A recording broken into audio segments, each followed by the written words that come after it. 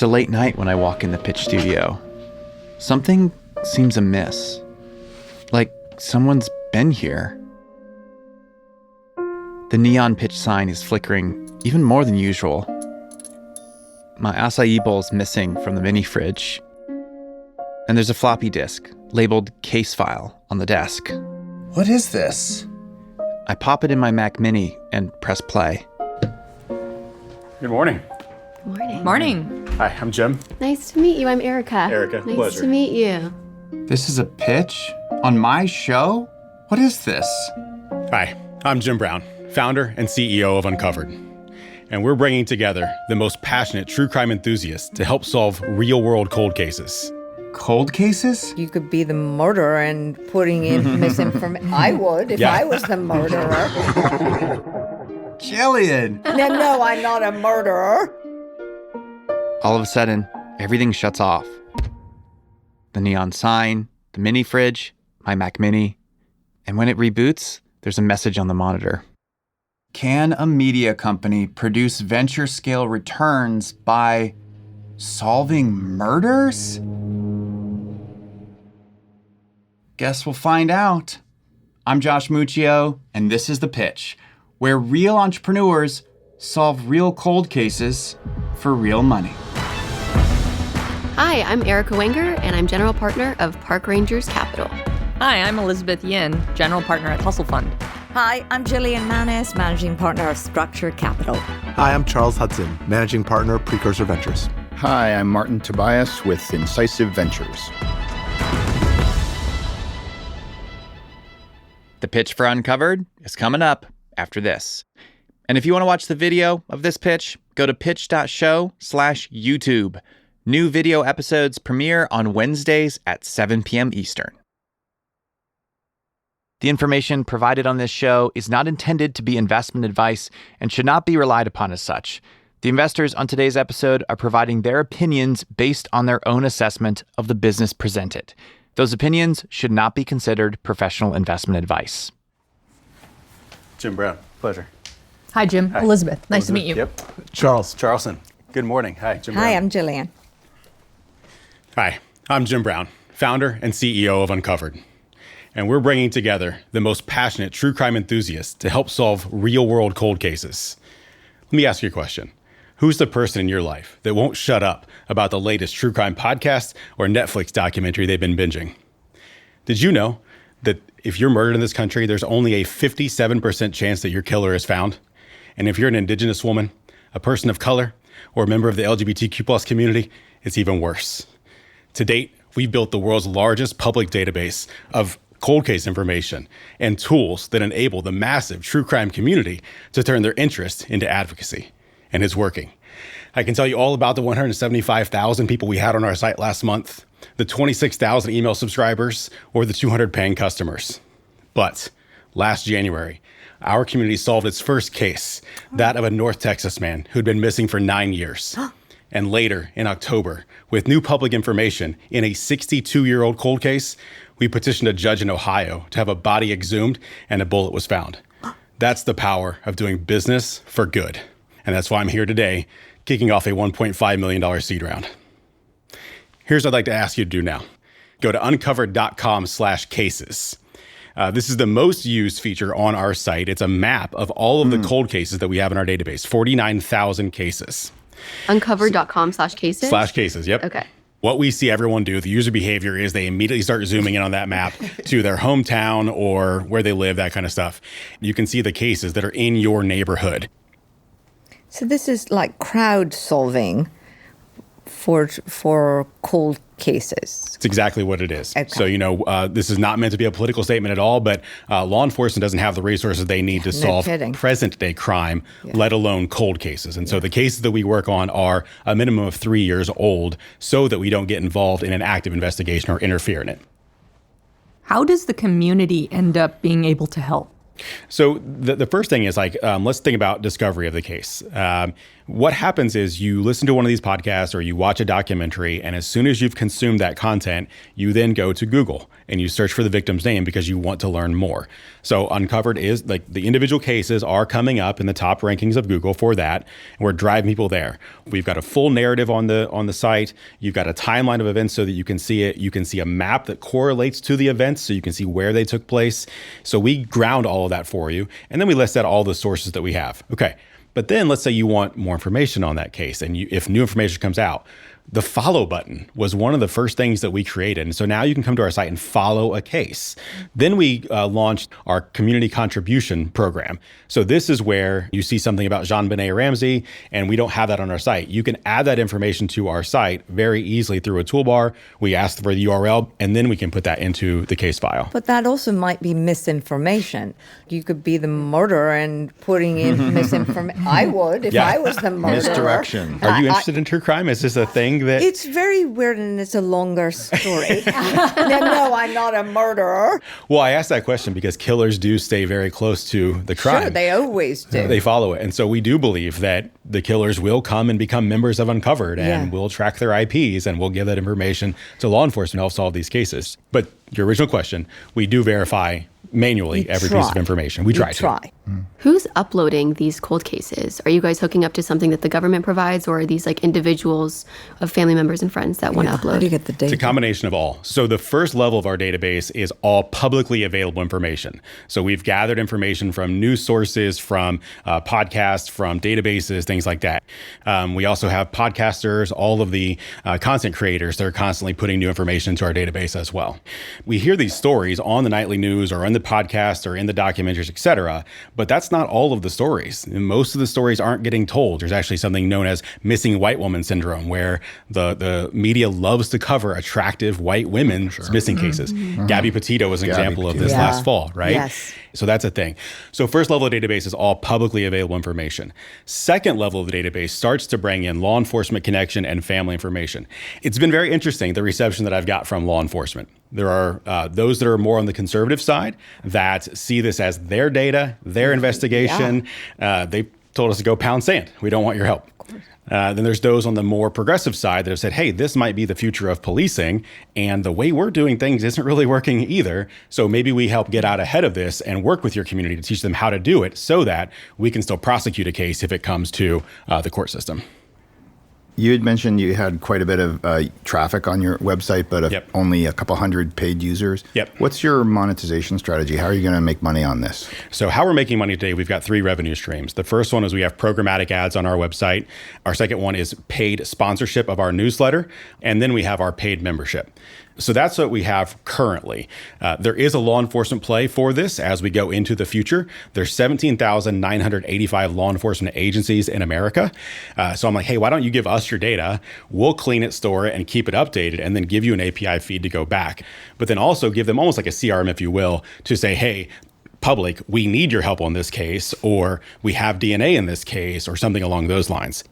So it sounds like your current model is mostly a media company. Today, and so with this money you're raising, what are the KPIs you hope to achieve in sort of 6-12 months? So the first one does still start with the media company. That is the business model that provides the other things for us to go, right? The KPIs that we're looking at is absolutely growth of the traffic to the website. We expect that we're going to be able, in the next 18 months, get to over 10 million visitors a year to the site, and then growing that paid community. And I'm still going to leverage the newsletter because I think we can get that to well over 100,000 and continue to sell that for more. But the paid community itself, I think we can get somewhere in the neighborhood of 5,000 paid members in the next 12 months on that. Can you speak a little bit about the technology? How are you building that tech stack in order to be able to solve these mysteries? It's a fantastic question. And when we were first getting started with this, the idea was like, let's just gather all the data. And so we can start to find things that humans wouldn't necessarily be able to see in that data stack. To date, we have not built anything for that because we haven't found the use case for it. In order for me to invest the resources to build the tool to sell to them, there's got to be a customer on the other end of that. So is it wrong to say this is more of kind of an entertainment, sort of amusement with some benefit to society rather than truly building like an AI engine that consumes all this data and able to analyze and create some transparency into past crimes? Front end, yes. Back end, no. Back end is exactly what I want to do, but we're not there yet. When we come back, the media mystery continues. But first, as a media company ourselves, we must share a message from our sponsors.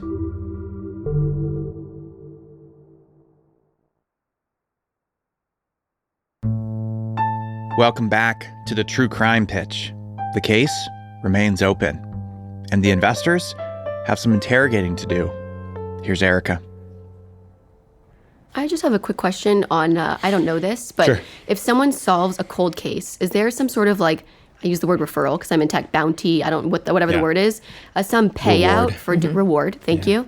But if there was this potential big payout, like I think a lot about like, like affiliate marketers and all that stuff, like if they could work really hard for this potential reward that they split with you guys, it maybe be a revenue stream for you all. It would maybe be worth someone paying for access to the community because they felt, oh, if I just solve one case over the next 5 years, I pay myself back and then some. Is that even a thing? Did I just come up with it? It's yes and no. No, it's absolutely a thing. Okay. Not every case has a reward, but lots of them do. However, this community is not influenced by money. It's very much altruistic. We've tried to like offer that as a concept. It's just not something that they're interested in. They want the case solved. As I dug into it further, though, the percentage of those rewards that are actually ever paid out is abysmal. It's big carrots dangling, and they're never paid out for some stipulation that happens. May I ask you what your revenue is today and what your burn rate is? Yeah. So we, year to date, we've made $18,000. We made $13,000 all of last year. Burn rate is currently about $20,000 a month. Where else does this audience hang out online for entertainment content? Like, what do you think is sort of their media universe? Facebook and Reddit. There's a subreddit called R Unresolved Mysteries. It has 1.4 million members to it. And at any given time, there's 100,000 people online in that community. The other is Facebook. There's a Facebook group for almost every missing persons case or murdered case. But people have told us like they don't want to be in there for a couple of different reasons. One, you don't know who anybody is. You don't know the information they're bringing to the table. If you're on Facebook, they don't want to see pictures of their friends' kids and dogs and vacations and then a murdered person, right? It's just not something they want to do with that. That's where this community is spending their time. Then there's Netflix, there's the podcast, there's all of that. True crime is a huge category. It's the number one category of entertainment. Yeah. What are people paying you for that they can't get elsewhere? So whenever I hear like number one content bucket, I think, okay, they can consume it as a podcast. They can consume it in Netflix. They can consume it on a newsletter or whatever. What are you pay? Like, what's enough for someone to come and pay you money? So the thing that people pay us money for is the community itself, access to being together. So is that 200 people or is that more people that are in that community? So all of the tools on our website, if you want to help contribute to a case, research case, bookmark cases, get case updates, it's all completely free. If you want to connect to the community and bring in the guest speakers and things like that, that's what you're paying for, which is $11 a month or $97 a year. This is an interesting community because I can tell you all about our target audience. It is women 25 to 45. They have their own events called like Wine and Crime. I literally had a lady said, This is so disturbing. But good, but bad, but good, but I had this lady tell me, she's like, me and my girlfriends literally just did a staycation. We rented a hotel room, bought a couple bottles of wine, and just watched true crime documentaries all night. Okay. It's a thing, yeah. But those groups of women are not actually that often together. And you don't just go to work and talk about crime and like murder and death or with your spouse, right? So they seek people that are like them that doesn't make them seem weird or strange. So that's one of the reasons why they do come together on the site. I love it. I think it's very impressive that you've built this site to 26,000 subscribers and you have people paying you paid memberships. My background is in ads and media companies. And one of the things that I have learned in building these two companies is that there's often so many things to do There's selling ads, you're selling memberships. Now you're talking about selling API access potentially. And it is often really hard to get growth and do all of these things with a small team. I have felt that personally. The crux actually in building a successful media business is around focusing on just one or two things. But just given all that is going on in the business, I think for me, I'm going to sit out. I know that you will just need so much focus in order to get to the next level. I totally appreciate it. I understand what you're building, I understand the stage that you're doing it, and I understand the way that you're doing it. You're trying to get the community going now, and you're monetizing it the way that you can. Unfortunately, I invest in B2B software companies, and I like to see traction on that B2B type of thing. So I would love to hear when you have more of that kind of traction, and this round's not a fit for me, so I'm out. Absolutely. Totally appreciate that. Just in thinking about some of the things that Erica brought up too, I think it's really clear to me that there's a big audience Huge for true crime, and Jillian has mentioned too that there might be some issues with that. I just think in every business there's an easy way and a hard way, and I think just listening to you talk about this category, I'm like, podcast seems like an easy way to grow here, pretty cheap to build, lots of ways to distribute, pretty well established advertising and monetization regime around those. And I guess what I keep coming back to is like, I'm not sure that there's a straightforward way to monetize a more community oriented approach here. So I'm out on this one more just because relative to the other things that are happening in the true crime sort of community, this one just feels like a hard way to build a big business. I appreciate that, Charles. I really do. I think for me, when you said they were not influenced by money, that was something that was kind of like, yeah, I think that's the thing that I'm missing. I talk a lot about community-led growth. I love community building. That's like my whole thing. And I think ultimately like that community has to be excited about money in some way. Otherwise, I go to nonprofit. I go to working with government. I go to you being an amazing, brilliant content creator and having your own business as yourself versus like a venture scale business. Mm-hmm. So for me, I'm out.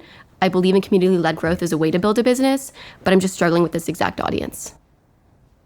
It's a crime that this is happening, that so many of these murders are not solved. And 5,000 more every single year go unsolved. It's just sad. Personally, I like investing in big tech, something that you could really build an engine to solve these problems. And the other thought is, it might be good to do a crowdfunding for your company with this frenetic community of true crime lovers. I think that's a terrible, it's like it's real, unfortunately. Yeah. Yes. Yeah. Right. I'm out. I appreciate that greatly. Thank you all so much. I really appreciate your time. Thank you. Thank you for what you're building. Thank you. Thank you.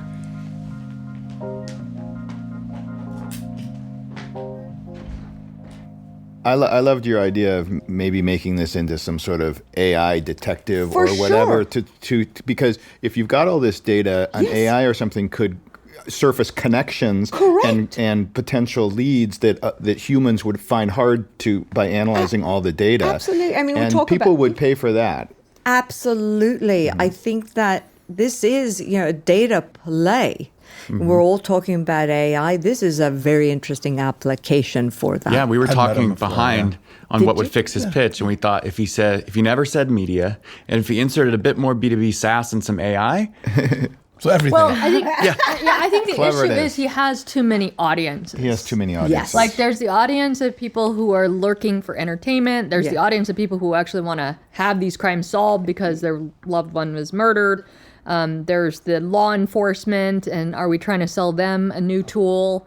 Yeah. There are too many audiences Yeah. and there are too many things happening. I feel like any one of those has a business in it, but when you try to do all the businesses, then you Don't do really any of them. struggle. this Yeah. is Then you this do is one where nothing. you're waiting for the pivot because there could and be you're something being interesting here. asked Well- to fund an interim business Yeah. model towards Yes, the pivot, that's which the is issue. just too hard. That's the an interim issue. business. He wants to fund the media company, which doesn't have that venture return, to be able to pivot into one of these other things that doesn't yet have clear direction. Way to do it. But that was fun in a weird, twisty way.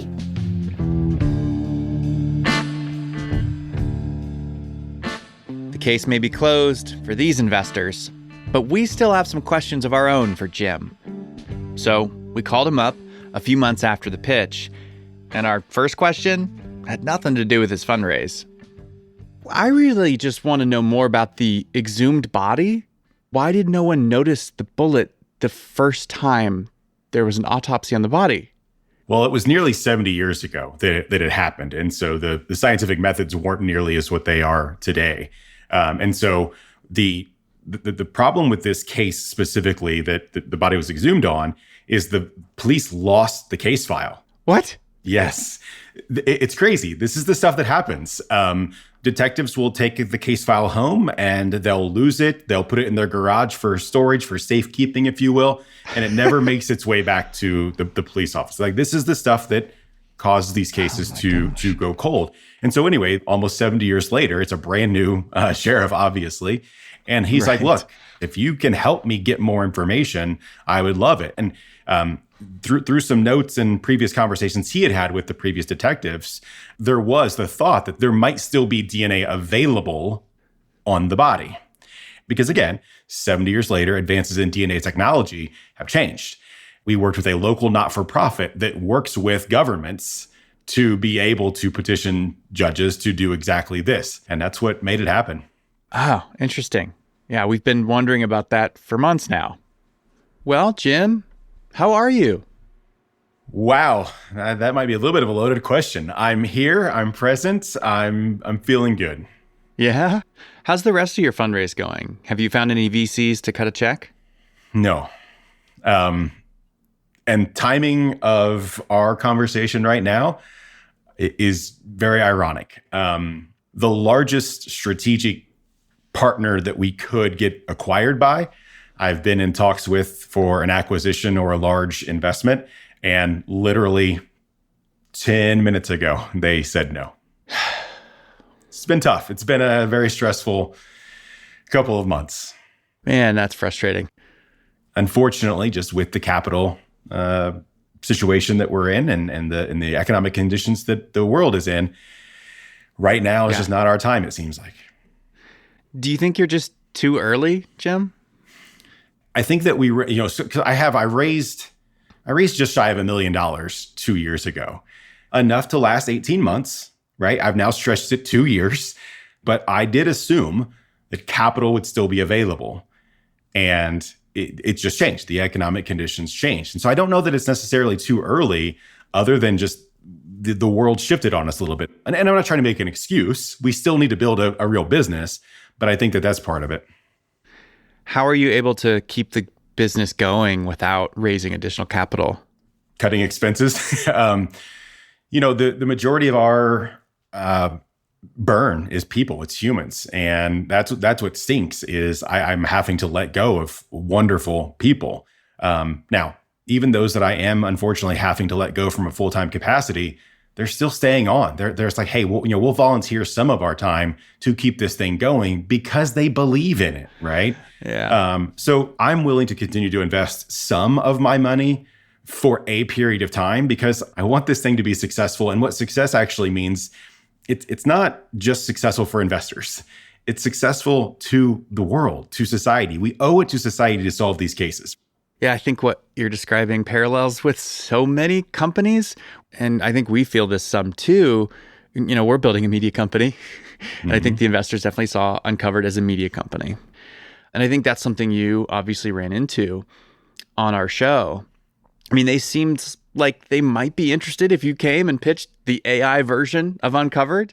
Like, that's what they wanted you to be, right? Is an AI crime-solving machine. Of course. But they didn't really have any interest in the media company that will then someday hopefully turn into a software company. Do you think that's where your pitch has fallen apart or is struggling? I think so. And when I first set out to build the company, I was trying to build that. What I learned while trying to build it, though, is that's not what the customer wants yet.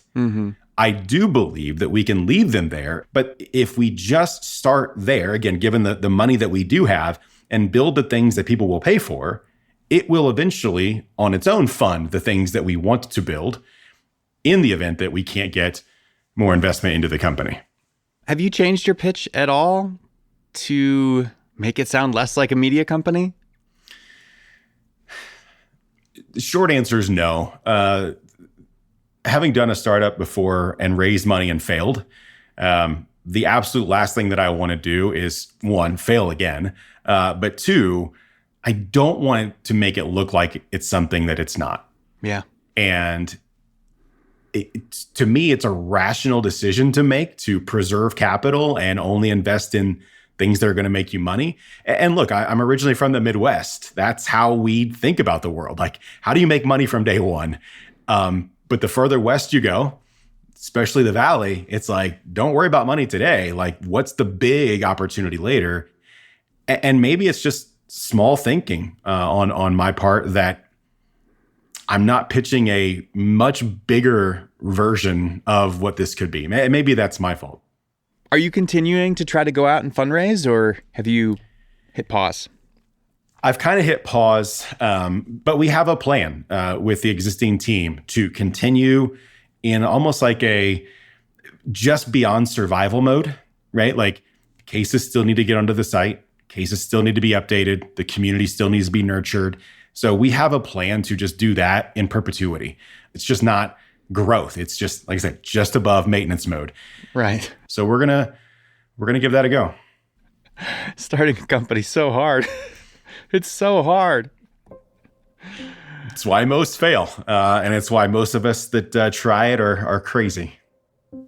Lisa, did you want to pop in? Yeah. Just as we're talking about this, it made me think of something that Charles Hudson said to me. We were at dinner at one of the recording events, and he said something along the lines of, like, there's a fine line between entrepreneurship and insanity. We're not calling you insane, Jim. That's what I'm hearing. I'm calling all of us insane.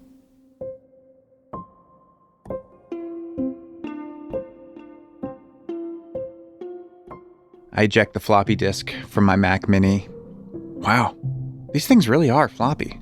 But the message on the monitor remains. Can a media company produce venture-scale returns by solving murders?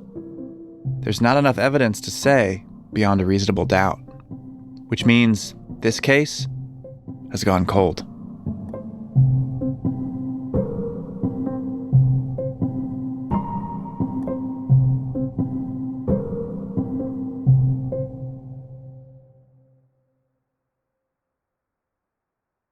Next week on The Pitch, a PGA Tour for amateurs. I was hustling parking lots. I think I'm the only Ivy League educated Jewish parking lot hustler in South Philadelphia sports history. Who's ready to tee it high and let it fly? Nice finish. That was a great finish. That's next week in The Pitch Room. And if you want to watch the show, check out our YouTube channel at The Pitch Show. See you next Wednesday. Applications are open for next season of The Pitch. We're going to be in Miami this time. There will be 18 startups and a ton of really great investors. So if you or someone you know is raising pre-seed or seed, go apply at pitch.show/apply. And if you've applied before, go ahead and apply again. See you in Miami in January.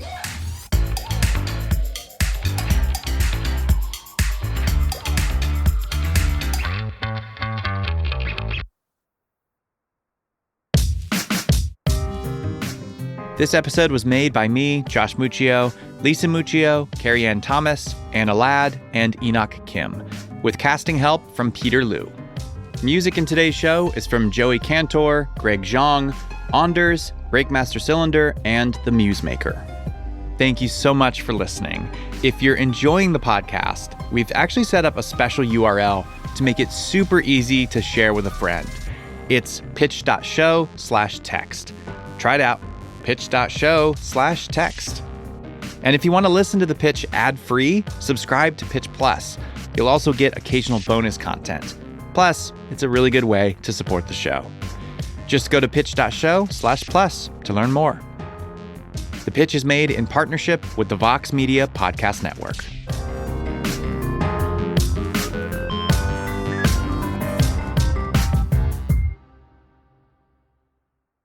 The Pitch Inc. and their respective employees and affiliates do not provide investment advice or make investment recommendations. The information provided on this show should not be used as the basis for making investment decisions. Listeners should conduct their own research and consult with their own investment advisors before making any investment decisions.